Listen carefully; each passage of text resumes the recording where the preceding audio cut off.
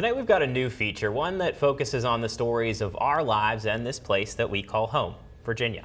And the person who will bring us those unique stories is a familiar face. You know him from his work on Outdoors Bound and on the farm. It's our own George Noliff. Georgie, what you got? Hey, Drew. Hey, Stoney. I tell people I'm an Ohioan by birth, and I am.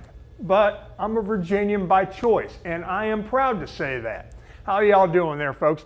I've lived in a bunch of different places, and I can honestly say Virginia is about the best place I've ever lived. I love it here. It makes me want to tell the stories of the people who live here, the people I've grown to love, your stories, the stories about everyday heroes, because it's going to be my take. We're going to call it My Virginia. I hope I can do y'all justice. This first story is about something strong in our Virginia roots, love of family and racing cars. 3, 2, 1. On a hill just outside of Roanoke, a group of people got together. You got it, buddy? Because they had a need for speed. Winning lane is 1. I need to go fast. It was the annual running of the Star City Soapbox Derby. Soapbox Derby is a nonprofit STEM education-based youth gravity racing program. It's exciting. A lot of kids don't realize, they're like, oh, it's not going to be fun, it's not going to be fast, and they get in the car and then they're hooked. In the old days, the kids built their own cars. These days, they come in kits that the racers put together. But the idea is still the same.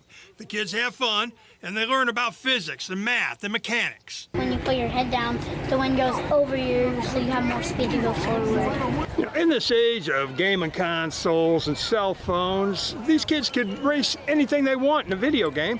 Instead, they choose to do real racing in cars that depend on gravity and their ability just to drive a straight line. Just keep it straight and just try to win.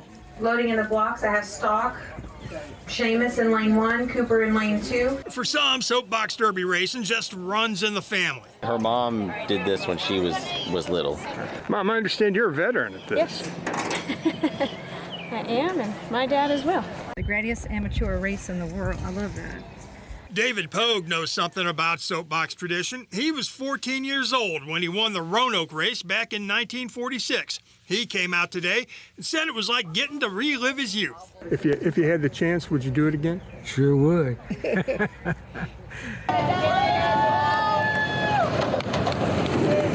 And just like Pogue did, the winners in the two classes advanced to the Nationals in July in Akron, Ohio. Some of the racers dreamt of being just like their favorite pros. It means a lot to me. It's like gonna change my whole career, I guess. Yeah. You thinking about a career in racing? Yeah. And others, not so much. Would you like to be the next Danica Patrick? No. No matter, the idea was to compete, so it was up the hill and back down, time after time, to win a trophy. Winning lane is 1. To have a little fun. And representing the stock division for Roanoke would be Braden. And oh yeah, to fulfill that need for speed. 2, 1, back. I'm George Noliff, WFXR News, and this is My Virginia. This is My Virginia. Braden Patterson of Eagle Rock and Blake Gardner of Greensboro won their classes on Saturday. They're going to be going to the national championships next month in Ohio. I'll be making the trip up there to follow their progress and to bring you their stories. You know we got to ask you, did you get in? Did you get in one of those? Heck yeah. I did. Hey, I took a ride down that hill. We got some video. Yeah, there we go. There I am. Gosh. I have to admit, I was just a little nervous, but I got into that car, got situated, doing my best, Denny Hamlin. And when the lever dropped, I took that ride down the hill, and a few seconds later, I was crossing the finish line. It was a blast. Oh my gosh. I wish I could say I represent better. I came in second in a two-person race. You should be ashamed of yourself. Ashamed. If people have some My Virginia ideas for you, how do they reach out to you, George? All right. First thing, email me or call me. My email address and the phone number, both on the WFXRTV.com website. The stories can be about almost anything, from your mama makes the best biscuits and gravy to Your granddad is your personal hero. To that squirrel in the backyard does something amazing. Hey, I don't care. I just want to tell the stories. So, but the only way I know is if you bring them to me. So let me know. I'll be interested to hear them. We're going to have to talk in the break, though, about some lessons you're going to have to take. Right. You can't be riding in the derby car like that, coming in last. At least he wore a helmet. At least he wore. Safety first.